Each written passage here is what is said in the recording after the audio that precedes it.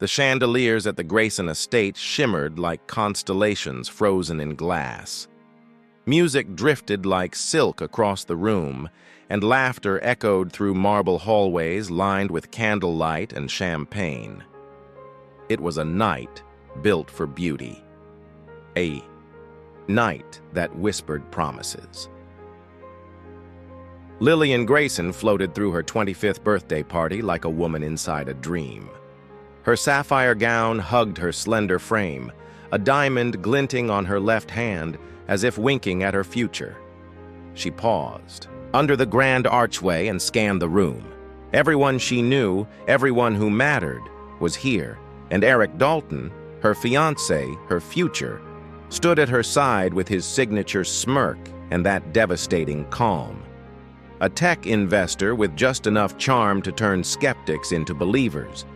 When he leaned down and whispered something in her ear, she laughed unguarded. This was supposed to be their night. "I can't believe you pulled all this off," she said, turning to him. "I thought I was the planner in this relationship." Eric's smile faltered for the briefest second. She missed it. "Well, I had some help," he said, raising his glass. "To the future Mrs. Dalton," someone toasted nearby. Applause followed. Lillian's cheeks flushed.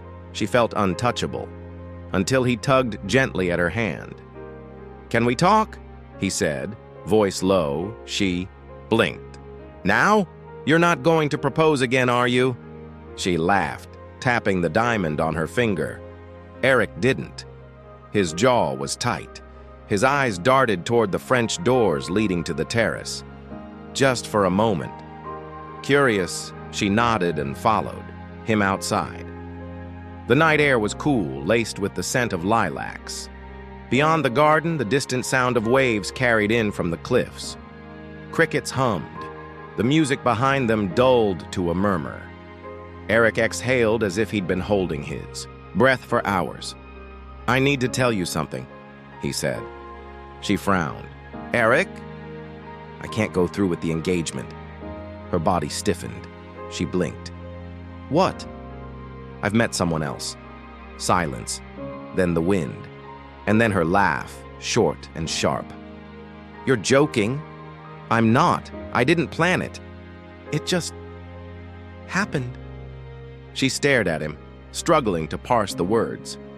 "You're drunk. This isn't funny." "I'm not drunk." She stepped back, heartbeat roaring in her ears. "Who?" Eric looked away. "Who?" she snapped, his lips barely moved. "Vivian." The name detonated in her mind like a grenade. Her sister. Her sister. "No, no, you didn't." "She's pregnant, Lil. I didn't mean for it to go this far." Lillian staggered. Her heels wobbled against the stone.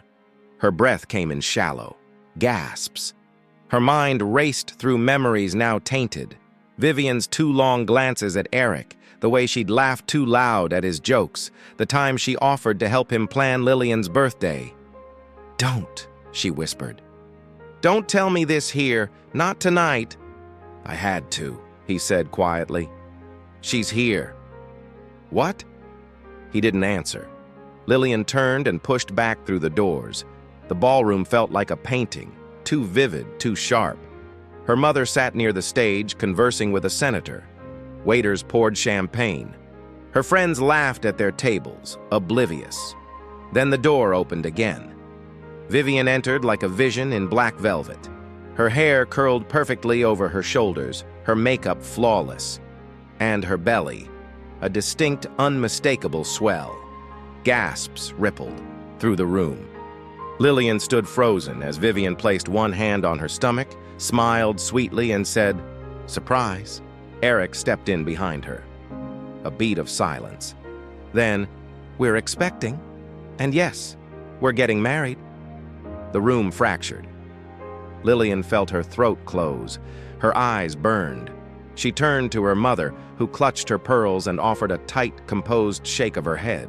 "Don't make a scene." Vivian's earrings sparkled. Lillian's earrings, their grandmother's gift. Lillian ripped off her heels. She lifted the hem of her gown, and walked barefoot out of the ballroom. No one followed her. The parking lot was nearly empty. A cold wind brushed her bare arms. She got into her car without knowing where she was going, only that she couldn't stay. As she drove, the silence in the car throbbed louder than any scream. She turned off her phone. The texts could wait. The sympathy could rot. Hours passed. Cities blurred. Her dress wrinkled into a forgotten thing on the seat beside her. By dawn, she reached Seacliff Bay. The town was still asleep. Pastel buildings, wooden fences, old fishing boats lined the docks like sleeping beasts. She parked in front of a surf shop, stared at the horizon, and whispered to no one, "Start over." She found a studio apartment above the shop. It was cheap. The plumbing groaned, the windows stuck. It was perfect. She gave her name only as Lillian, no last name, no backstory. She got a job at a cafe called Driftwood. The owner, Marcy, was a brusque woman in her 60s. "You got hands?" she asked, arms crossed. "Yes." "You can carry a tray?" "Yes." "You're hired." Lillian moved through the days like a ghost, quiet, unassuming. The locals greeted her with easy warmth, but never pushed. That was the beauty of Seacliff. No one cared who she had been. She walked on the beach every morning. She painted in silence. At night, the wounds stayed closed, not healed, but hidden. And then he showed up. It was a gray afternoon, sky smeared with clouds, when a small boy with chocolate on his chin wandered over while she sketched under the pier. "What are you drawing?" he asked. She smiled. "A storm cloud." He leaned in. "Can I help?" Before she could answer, a man jogged over. "Hey, bud, sorry, he talks to everyone." Lillian looked up. He had sea-tossed hair, worn sneakers, and a grin that disarmed. "Her, I'm Nate," he said, holding out a hand. "Lillian." He didn't flinch at the name, didn't squint in recognition. He just smiled. "Cool cloud," he said, nodding at the sketchbook. She stared after him as he left, the boy skipping beside him. Something about Nate stayed with her. His presence was quiet, steady. She felt it. Days after he walked away. 3 days later, he returned. And something shifted. The first week in Seacliff Bay passed like fog, quiet, damp, ungraspable. Lillian moved through it without words. She didn't speak unless required, didn't smile unless absolutely necessary. The apartment above the surf shop creaked with every step, smelled faintly of salt and old wood, and had a view of the ocean that made up for everything else. She kept the windows open even when it rained. She liked the sound of the sea. It drowned out memory. Mornings began early. She'd slip into sandals, grab the cafe apron off the hook, and walk the 2 blocks to the Driftwood Cafe. The place was more like a time capsule than a business. Wicker chairs, salt-stained tables, and a jukebox that only played music from the 70s. Marcy, the owner, liked her coffee black and her help quiet. "Work? Don't talk," she had grumbled on day 1. "You'll do fine." It was perfect. Lillian poured coffee, carried plates, cleared tables. The locals didn't ask questions. The tourists didn't care. She was invisible, and that suited her. At night, she painted. At first, just swirls of ocean colors, deep blues, and grays, green like bruises, white like bone. Then came the figures. A woman walking into the sea, a pair of sisters staring at each other through a cracked mirror, a bride with no face, holding a bouquet of ash. She didn't title the paintings. She didn't need to. She lined them along the wall of her apartment like silent witnesses. Nate returned to the cafe 5 days after their first meeting. He ordered a black coffee, sat at a corner table, said nothing. Lillian noticed the way he rested his elbows on the table like someone who didn't care about posture. His hoodie was soft at the cuffs, and his sneakers were streaked with sand. When she brought him the coffee, he looked up and smiled. "You remembered," he said. You ordered black coffee. Still, most people don't. Maybe you're forgettable, she said before thinking. He chuckled. Could be. A pause. Then, you're the storm cloud girl. Lillian blinked. What? From the beach, he said. You were sketching a storm cloud. Oh, right. You finished it? No. Why not? She hesitated. Because I'm still in it. His gaze softened, but he didn't push. Instead, he nodded and took a sip of his coffee. Fair. He didn't ask anything else. Came back the next week. Then again 2 days later. And then regularly. No pattern, no plan, just there. Sometimes they talked. About music, about sandwiches, about the weird dog that barked at nothing on Main Street. Other times, they didn't talk at all. He'd sit and read. She'd sketch. Their silences weren't awkward. They were restful.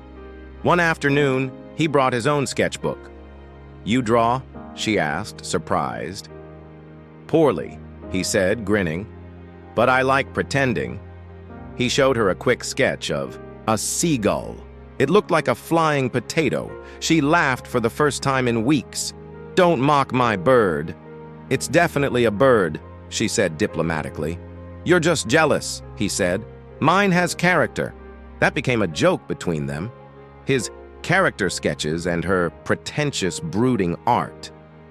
The rhythm between them was easy, like tides, natural, inevitable, quiet. He never asked about her past. Not once. That scared her, because it made her want to tell him. 2 months in, they had a ritual. He'd come in mid-morning. She'd serve him coffee without asking. He'd ask about her latest sketch. She'd lie and say it wasn't finished. One foggy morning, they sat outside drinking lemonade from glass bottles. You always come alone, she said without meaning. Too? So do you. She nodded. Why Seacliff? He asked gently. She shrugged. Needed somewhere no one would expect to find me. Running?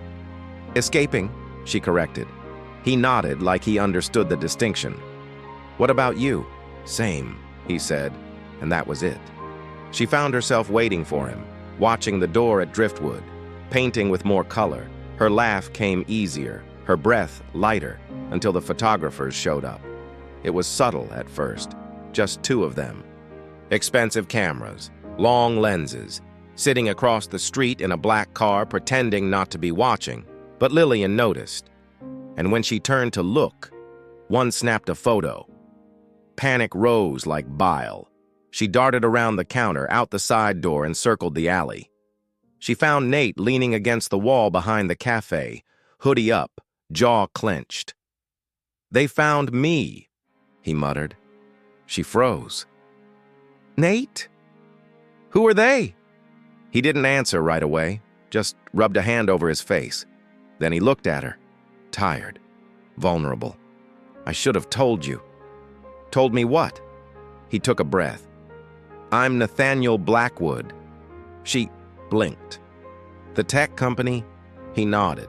The billionaire? Yeah. Silence. She stepped back, stomach lurching. You lied. I didn't, he said. I just didn't say everything. You let me think, God. I let you in. I didn't want to be that guy, he said. I needed to know someone could like me without all the noise, without the name. That's not fair, she snapped. You don't get to test people like that. I wasn't testing you, he said softly. I was hiding. She looked away, throat tight. You think I haven't been lied to before? Used? His eyes softened. I'm not Eric. Her whole body flinched. Don't, she said. Don't say his name. He nodded. I'm sorry. She turned to go. Lillian, she didn't stop. That night, she sat in her apartment staring at the half-finished painting of a woman walking into the ocean. She didn't sleep. 3 days passed. No sign of him. Then, one morning at Driftwood, Marcy handed her a small package wrapped in brown paper. "No name," she said. Lillian opened it slowly. Inside was a painting, hers, but altered. Stronger brush strokes, more color. The storm cloud now hovered over a boat heading into light, a note. Even storms can carry us somewhere better. Lillian clutched it to her chest and cried. For the first time in months, the tears didn't taste like betrayal. They tasted like release. Lillian didn't see Nate for a week. Seacliff Bay felt colder without him, as if the ocean breeze had lost its warmth. She still opened the cafe, still walked along the shore at dawn, still painted, but it was all muted again. Colors dulled. Coffee went cold. Her brush hovered over blank canvases, uncertain. He had lied to her. But more than that, he had let her believe he was ordinary when he wasn't, and yet he had never made her feel small. That contrast haunted her. One night, she climbed the rocks. Near the lighthouse, wind battering her dress, she stared at the sea and whispered to the dark, "I believed in you." And she had. That was the worst part, because belief, once broken, cuts deeper than deception. Marcy didn't ask questions when Lillian began coming in late, just handed her the coffee pot with a grunt and flicked the radio louder. The jukebox played Fleetwood, Mac on repeat. On the third day, a local artist came in and asked if she'd be willing to display one of her storm paintings at the town's monthly gallery night. Lillian hesitated, then said yes. The gallery night was quiet, just folding chairs, soft jazz and the scent of wine and acrylic. Lillian stood near the corner, watching strangers stare at her painting. A woman touched the edge of the canvas and murmured, "There's pain in it, but peace too." And just like that, Lillian exhaled. She wasn't invisible anymore. She was becoming whole. 2 weeks after Nate's revelation, she found him. He was sitting on the bench near the cliffs, sketchpad in his lap, looking out at the horizon like he was waiting for permission to exist again. Lillian approached slowly, unsure of her own intentions. When he saw her, he stood instantly. "You came. I didn't know I would." They stood in silence for a long moment. Then she spoke. "You hurt me." "I know. You lied. I didn't tell you. I should have. I was scared." "Of what?" He looked down. "That you'd see the name before the person." She crossed her arms, biting her lip. "I did. And then I saw the person. That's the problem." He looked up at her, unsure. She sat beside him. "I was so sure I'd never let someone in again," she said softly. "Then you walked in with sand in your shoes and a sketchbook full of potatoes." He laughed once. "Character," she smiled faintly. "You made me believe again." "I never wanted to break that." She nodded. "I know." A pause. Then, "Do you want to come see something?" They walked back to her apartment. She opened the door slowly and led him inside. The walls were lined with paintings, her emotions stretched in color and silence across canvas. He walked through the room like it was a museum. "I wanted you to see all of me," she said. He turned to her. "I see you, Lillian." He stepped closer. Slowly, not claiming space, just offering it. She let him in. That night they didn't sleep. They talked. They drank wine. They lay on the floor and made up names for the cracks in the ceiling.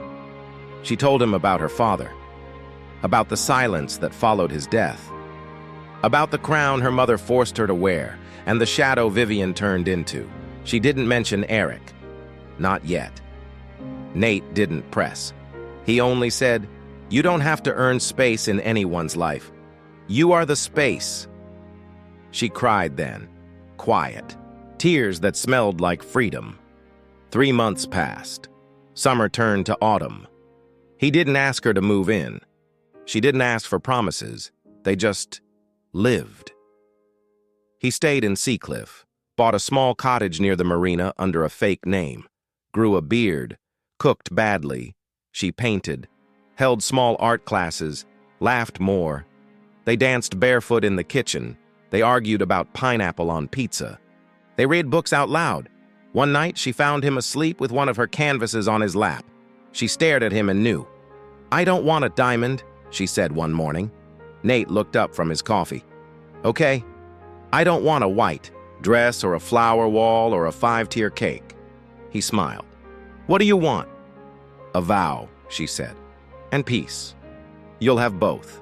They flew to Italy under aliases, found a chapel by the Amalfi Coast, whitewashed walls, cypress trees, sea wind. Lillian wore linen, no makeup, no jewelry, her hair was loose, her feet bare. Nate wore a wrinkled gray suit and a rosemary sprig in his lapel. They didn't invite anyone, no family, no guests, just 2 witnesses from the village and the sound of the waves below. The ceremony lasted less than 15 minutes, but the silence afterward was holy. "I never thought I'd trust again," Lillian said, voice trembling as she placed a silver band on his finger. "But you made me believe in more than survival. You made me believe in joy." Nate's voice cracked. "You're the only real thing I've found in a life full of illusion. You see me. I swear I will never hide from you again." They kissed, beneath the stone archway as sunlight bathed the chapel in gold. Afterward, they sat on a blanket behind the church. No speeches, no photographer, just fresh bread, Sicilian wine, and a chocolate cake Nate bought that morning from a bakery down the hill. She took a bite and frosting smeared across her cheek. He leaned in and kissed it away. "I still can't believe you're mine," he murmured. She smirked. "You don't own me, but you stay willingly." Fair enough. At sunset, they danced on a gravel path with no music, just the rhythm of her head against his chest and the waves whispering below. Fireflies lit the dusk like tiny stars. She didn't think about her sister, or her mother, or the party she had fled barefoot 3 years earlier. She thought only of now, of this man who loved her without condition, of this version of herself, finally whole. The invitation arrived like a ghost. Lillian found it buried in a digital pile of unread emails, an impersonal message with scripted elegance. "You are cordially invited to a private dinner in celebration of Vivian Grayson's 35th birthday. Formal attire, no press, no cameras, no greeting, no apology, no mention of what had been done, only the cold polish of etiquette." She stared at the screen for a long time. Vivian. 3 years. 3 years since betrayal became a performance. 3 years since Lillian vanished, barefoot into the dark, and walked straight into a new life. She didn't answer the message. Didn't delete it either. Instead, she walked the beach for days, sketching, thinking, listening to the silence she had learned to call home. She drew her sister's face 3 times, once as she remembered it at 13, grinning with scraped knees. Once as she looked that night in the ballroom, victorious and cruel. And once more, eyes blank, faceless. She woke before dawn on the 4th day, opened the curtains wide and said aloud, "I'm going." She didn't tell Nate right away. He found her in front of the mirror later that week, trying on a deep green dress with a sharp slit and a neckline that didn't beg. It commanded. He leaned on the doorframe, arms crossed. "That's not beachwear." "I'm not going to the beach." His expression didn't change, but something in his eyes shifted. "You're sure?" She adjusted the earring. The same pair Vivian had stolen that night. This was a new set.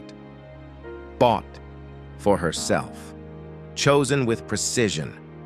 "I'm not going for her," she said. "I'm going for me." He didn't try to stop her. He just walked over, wrapped his arms around her waist and said, "I'll be right beside you, even if you burn the place down." She smiled. "I won't burn it." Pause. "I'll just show them what healing looks like." The Belmont house stood exactly as she remembered it. Ornate, excessive, beautiful in that curated, exhausting way only the ultra-rich could maintain. Nate drove. The valet didn't blink at his face or the sleek car. High society had learned to pretend not to stare. Inside, laughter echoed. Perfume lingered like fog. Lillian's heels clicked like a countdown on the marble. The hostess at the entrance looked up, blinked once, and asked, "Name?" "Grayson," Lillian said calmly. Then added, "Blackwood." Recognition flashed. The woman swallowed and gestured them through. The double doors to the dining hall opened. Conversation stopped. For a second, the room froze like a photograph. Vivian mid-laugh, holding a glass of champagne, her face still turned toward the crowd. Then, she saw her. Lillian stepped into the golden light. Her dress shimmered like an emerald blade. Her presence silenced whispers. Her posture did not waver. Nate walked beside her, hand resting at the small of her back. Calm. Still. A statement without a word. Someone at the table gasped. Another dropped their fork. Vivian lowered her glass slowly. "Lillian," she said carefully, "you came. You invited me." "I didn't. Then someone with your access did." Vivian hesitated. "It's nice to see you." Lillian tilted her head. "Is it?" The tension in the room became a living thing. Lillian moved to her seat without looking back. Dinner began. The meal passed in an unnatural hush. Forks scraped china. Glasses clinked in stuttered rhythm. But no one spoke to her.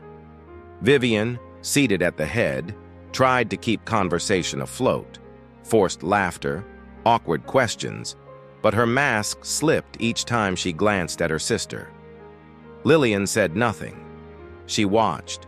She watched the faces of old family friends who hadn't called, the cousin who had once been like a brother, now too absorbed in his wine. Her mother, pristine as always, sitting with the same pearl-wrapped poise that had once said, "Don't embarrass us." Eric was not there, but his absence said more than his presence could have. Vivian's daughter, a girl of about 3, sat quietly, with a stuffed rabbit on her lap. Lillian's chest didn't twist at the sight. There was no envy, only clarity. As dessert was being served, Lillian rose. Her voice was clear, soft, but sharp enough to cut through the air. "I know this wasn't on the agenda," she began, "but since I've been invited back into a room I was once erased from, I'd like to say a few things." Vivian stiffened. Her fingers curled around her napkin. Lillian didn't flinch. 3 years ago, I stood in a room like this, celebrating an engagement, a future, a life. She turned her gaze slowly across the table, and in one night, that was taken. Not by accident, not by fate, but by choice. Gasps whispered through the crowd. A few guests sat straighter. One woman paled. I was betrayed by the man I was meant to marry, and by the woman who was supposed to protect me. Her eyes locked on Vivian. "You." Vivian's smile died. Her eyes shimmered. "You stood before my friends, my family, wearing my earrings and carrying my devastation, and you smiled, like you'd won." Lillian stepped forward, one hand resting lightly on the table. "You didn't win. You stole something you didn't even want to keep." A man across the room exhaled, audibly. Vivian opened her mouth, closed it. "And the rest of you?" Lillian continued, scanning the table. "Let me leave." No one followed. "Not even you, Mom?" Her mother looked like glass, flawless but cracking at the edges. "I needed someone that night." And everyone chose silence. Lillian inhaled slowly. "But here's what none of you knew. Leaving saved me." She looked toward the back of the room where Nate stood, watching. "Because it forced me to choose myself." She let her words settle. "I found love again. Real love. The kind that doesn't demand sacrifice or silence. The kind that doesn't Disappear when it's tested. Gasps again. Now the dots connected. Nate Blackwood, the billionaire, the man beside her. Some jaws dropped. Some eyes widened. Lillian didn't acknowledge them. I'm not here to shame anyone. I'm not here to drag the past across your spotless floors. I came because healing deserves a voice. She turned back to Vivian. I forgive you, she said. Vivian's lips parted. But I will never make space again for those who tried to erase me. Vivian's mascara smudged. Her mouth trembled. But no apology came. Lillian looked at the little girl. She bent, down gently, lowering her voice. I hope you grow up to never beg for a seat at your own table. The girl blinked, solemn, sensing gravity even if she couldn't name it. Then Lillian straightened, turned to the room. To those of you who watched me fall, don't reach for me now that I've learned to stand. She walked toward Nate. He met her halfway, and together, without drama or spectacle, they walked out. The doors shut behind them like a final sentence, and inside, all that remained was silence. The ocean always knew. It knew when to crash, when to recede, when to carry something away without asking, and Lillian had finally learned to listen. The Marie Gallery opened on a rainy Sunday morning in Seacliff Bay. There were no ribbon cuttings, no press releases, no donors in silk suits or speeches about triumph. Just a weathered wooden sign above a whitewashed door and a chalkboard that read, Art Heals. Come in. The gallery had been a studio first, then a sanctuary, then a dare. What if her pain could be transformed into something more than survival? She named it Marie after her grandmother, the only woman who had ever loved her without conditions, titles, or comparisons. Inside, the walls weren't pristine. They were alive. Raw canvases stretched across them like open wounds and windows. Storms, sisters, a girl walking into the ocean, a woman walking back out. She never labeled them. The images said enough. In one corner hung the painting Nate had returned to her, the reimagined storm cloud. Stronger now, braver. Below it, a small plaque read, Even storms can carry us somewhere. Better. She taught weekend classes for local girls, some loud, some shy, some scarred in ways they didn't yet know how to name. She told them, you don't have to be perfect to take up space.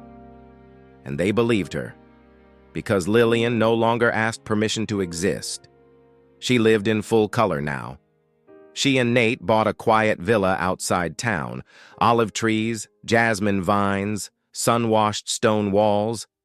They didn't host galas. They didn't pose for magazines. They planted herbs and danced barefoot on the porch. He still burned the eggs. She still painted through the night. They argued sometimes over dishes, over song choices, over who forgot to buy coffee. But their love never became a performance. It just was, and it was enough. She received holiday cards from her mother. She never opened them. Once, Vivian emailed asking if her daughter could meet Aunt Lillian. The message ended with an apology that sounded sincere, but arrived too late. Lillian didn't reply. Forgiveness had already been given. Access had not.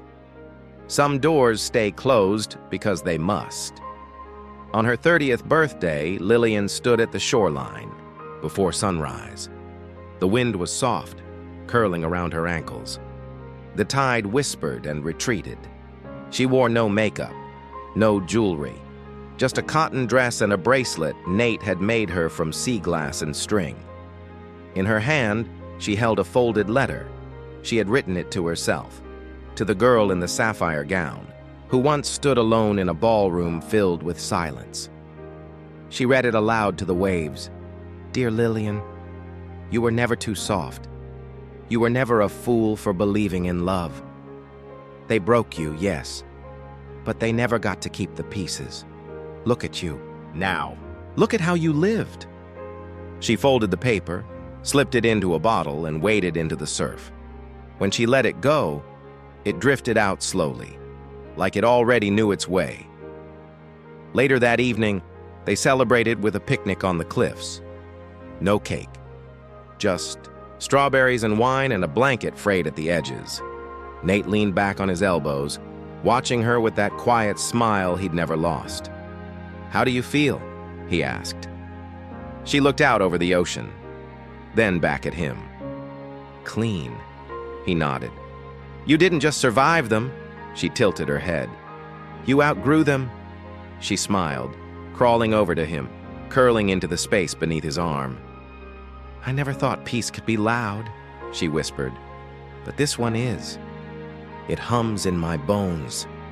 He kissed the top of her head. "You made it," he said. "No," she corrected. "We did." That night she fell asleep with her head on his chest, the sound of the tide whispering through the open window, the smell of rosemary in the air, not dreaming of escape anymore, only of what came next. In the gallery, a new canvas had begun, not a storm, not a wound, not a reckoning. Just a woman standing barefoot, arms open, face turned toward the sea. Not begging, not broken, but free.